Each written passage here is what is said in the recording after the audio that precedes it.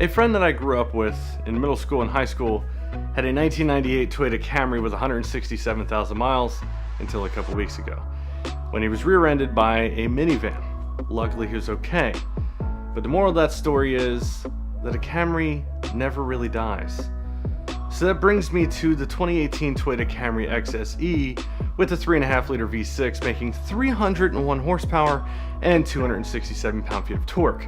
Both V6 XSE and XLE trims share the same output. The 2018 XSE is an increase of 33 horsepower and 19 pound-feet of torque. In a world where everything seems to weigh right at 4,000 pounds or more, the V6 Camry isn't bad at 3,665. Sadly, an 8-speed automatic is the only transmission available, and in this car it's not really tuned properly. But more on that later. The XSE V6 comes standard with 19-inch black and silver wheels.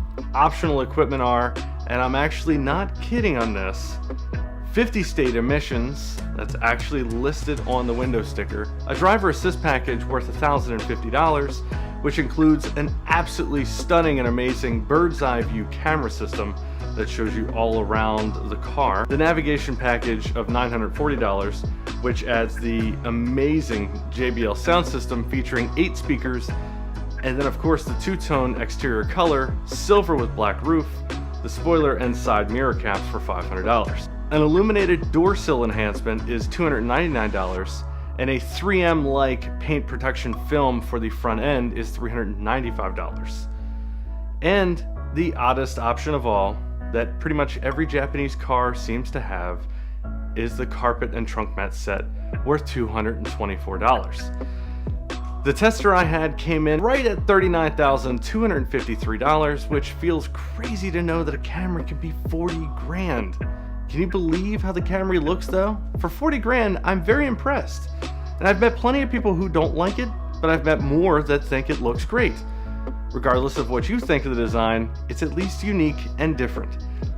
I very much so applaud Toyota for allowing a car with such a face and an amazingly bright red interior to actually be made for something that isn't a Supra or a GT86.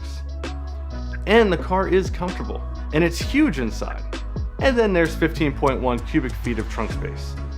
Oddly though, there's only a small square when you put the back seats down, so you're kind of limited to what you can slide through the trunk into the back seat area.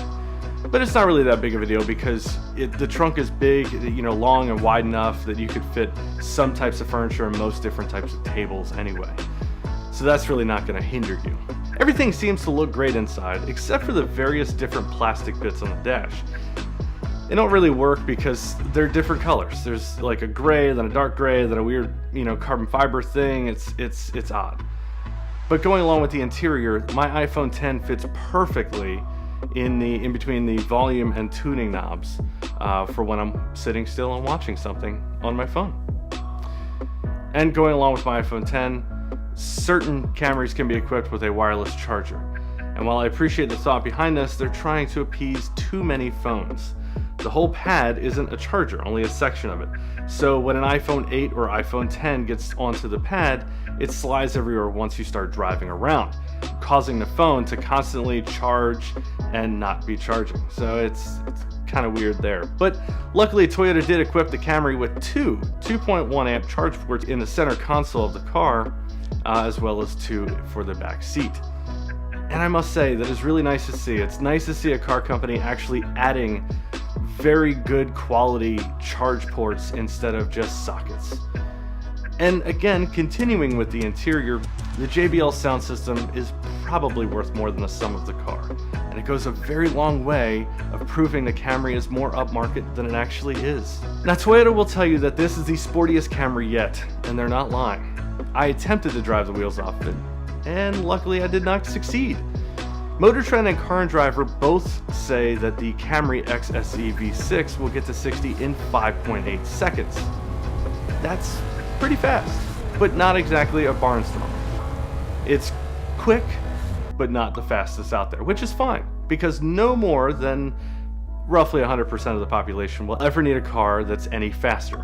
And again, can you believe the Camry is $40,000? It's shocking that it's so expensive because I just don't think of a Camry being 40 grand. But then I think that a base 2018 330i BMW is the same price. Well, actually, the Camry is about $500 cheaper than the BMW. The BMW gets to 60 in 5.5 seconds, tips the scales 128 fewer pounds, but both stop from 60 and 123 feet. The Camry XSE V6 achieves 22 city and 32 miles per gallon highway, respectively, while the BMW gets 23 and 34. I couldn't get past 25 as an average in the Camry, but that's really not bad for a sporty sedan. A Toyota Camry can officially be compared to a BMW without looking like a joke. This is the Lexus of Camrys, and that's insane. It's amazing. So while it's a damn fine car, it does, however, get some of the basics wrong. There are no memory seats, there's no heated steering wheel, and there's no real relationship between the throttle pedal, gearbox, and motor when they're in sport mode. And also, if you're trying to really drive it hard, it doesn't feel as fun past about 5/10. The suspension needs some tweaking for really, really hard driving, and that is a shame, because I like the car, but it just pitches and rolls a little bit too much.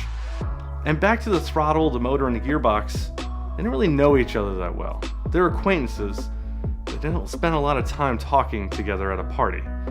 They kind of mingle with other people and maybe talk to each other for a little bit, spend about maybe 10 minutes the whole night. And that's where the Camry really comes up short for me. The XSE V6 is just trying to be a Camry that's sporty instead of a sporty sedan with a Camry badge. I'll put it to you this way. George Clooney doesn't set out to be a good-looking actor. No, he's a great actor that just so happens to be considered a good-looking person. Jennifer Lawrence isn't just some hot woman. She has major talent and happens to be attractive. Do you see where I'm going with this? Too many products pride themselves on being like a Kardashian, not actually adequate or filled with talent, but popular enough to be convincing to a vast majority that don't know any different. While the Camry XSE gets many things right, it falls just short of being the right sporty sedan. The Camry XSE V6 will be plenty sporty to 99.9% of its buyers, but to the ones who know the difference, it's just almost there, not quite yet. But that doesn't really matter. What does though is convincing enough people that you belong in the conversation. And the Camry XSE V6 has earned a spot in that garage. Thank you for watching. Remember to subscribe here, hit the like button. If you didn't like this video, let me know by hitting the dislike button twice. And of course, follow RawAutos on Instagram, Facebook, and Twitter.